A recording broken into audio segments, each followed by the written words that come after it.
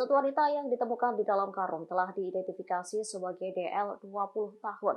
Korban diduga dibuang dalam kondisi hidup hingga akhirnya ditemukan tewas pada Sabtu 8 Juli 2023 atau 3 hari setelah dibuang pada Rabu 5 Juli.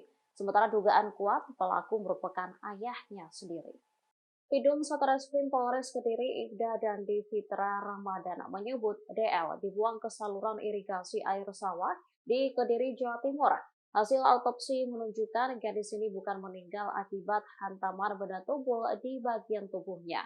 Dari hasil autopsi, korban meninggal saat berada di pembuangan akibat paru-parunya terisi air. Selain itu ditemukan pula luka bekas pukulan benda tumpul di bagian ubun-ubun korban. Namun belum dapat dipastikan apakah luka ini akibat benturan saat korban dibuang ke saluran irigasi atau pelaku memukul korban terlebih dahulu sebelum membuangnya. Temuan lainnya adalah adanya luka jeratan di tangan akibat tali yang melilit korban. Ada juga luka memar di bagian tangan.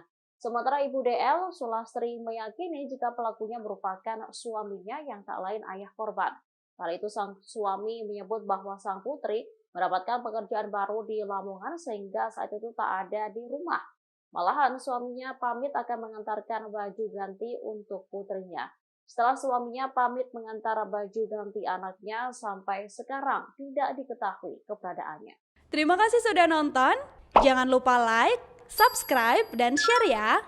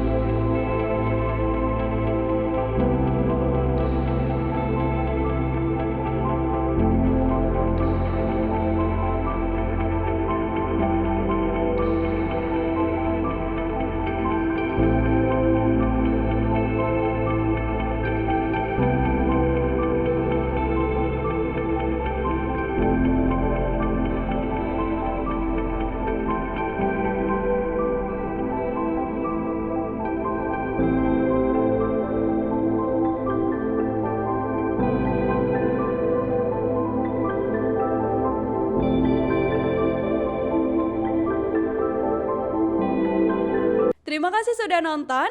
Jangan lupa like, subscribe, dan share ya.